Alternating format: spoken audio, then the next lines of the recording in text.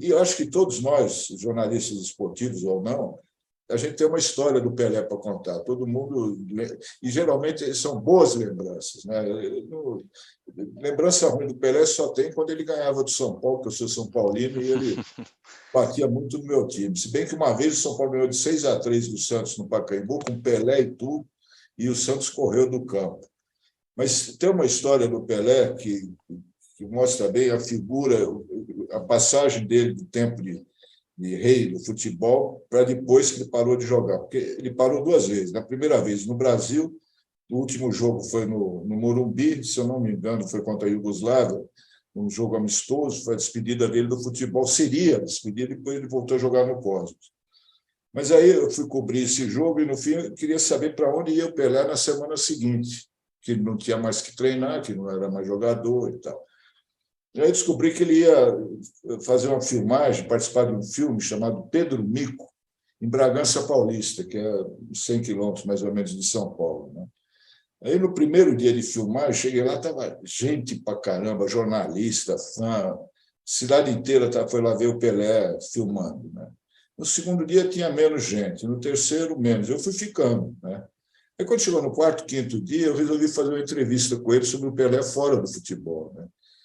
Aí eu falei para ele: porra, Pelé, agora você está tranquilo, né? Sossegado, não tem ninguém te enchendo o saco, pedindo autógrafo, querendo tirar foto e tal. Falei: que nada, rapaz. Eu percebi que eu vou sentir uma falta danada disso aí.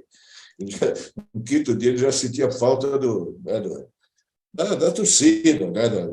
Porque ele sabia que era rei. Ele representava, não é que ele representava um personagem, ele era rei e sabia que era, né? Uma outra história que eu me lembro, que não foi comigo, que quem conhece bem a história do Pelé é meu irmão, que é fotógrafo, trabalhou com o Juca de Furo 30 anos na revista Placar. Quando, na campanha das diretas, né? Essas Não sei se foi. imagens, Coach.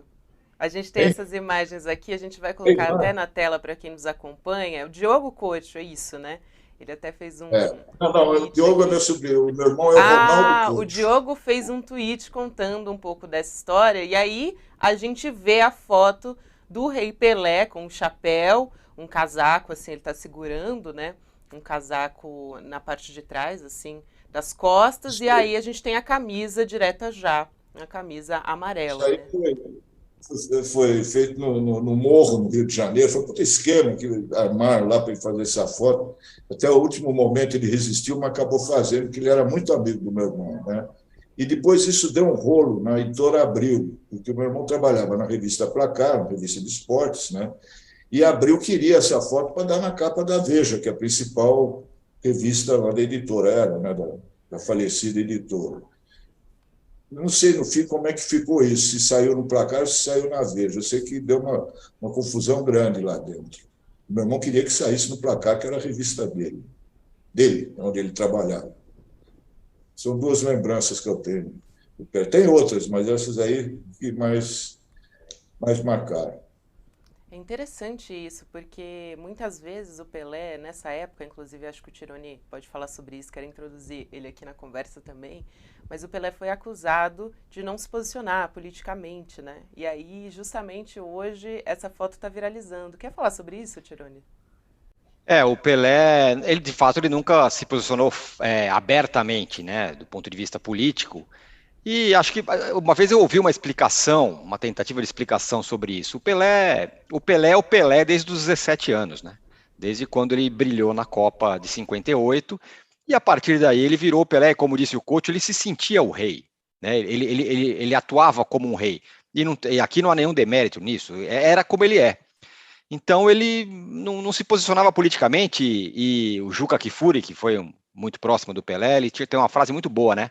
Que ele fala: você não queira se posicionar politicamente pelos outros, né? Os outros é que devem se posicionar.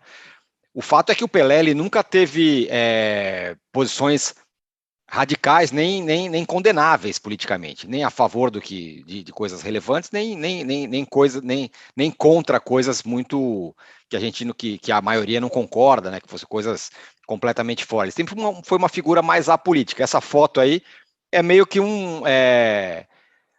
vai quase contra tudo que o Pelé foi, né? Ele nunca se posicionou, e nesse caso aí fez uma foto para as diretas, mas de outra forma ele se posicionou, né? Quando ele falou lá das crianças no 10º gol, foi acusado de ter sido hipócrita e tudo mais, e na verdade ele estava fazendo um alerta que era bem relevante, né? Sobre cuidar das crianças, né? Em 69, isso, quando ele fez o gol. Então, o Pelé sempre foi assim, né? Ele sempre foi o rei, né? E repito, não tem nenhuma conotação negativa nessa, né? Ninguém é obrigado a se posicionar. E o Pelé sempre foi dessa forma. Tirone, me lembrei de outra história dele, que aí ele parou de falar de política, que ele não encontrava jornalista, não queria falar de política. Foi quando ele teve uma frase infeliz, numa eleição que teve, eu não me lembro mais qual foi, ele falou que o brasileiro não sabia votar. Exatamente. Ele apanhou para caramba por causa disso, né? Ele ficou um tempão sem tocar no assunto. Mas na Verdade. campanha das diretas aconteceu, porque não era campanha de um partido, de um candidato, era um movimento, né? Eu acompanhei lá, Isso. do Brasil inteiro indo para a rua para pedir democracia, né? Então ele se empolgou com aquilo também. Meu irmão ficou sabendo e tal, e foi atrás dele para fazer a foto.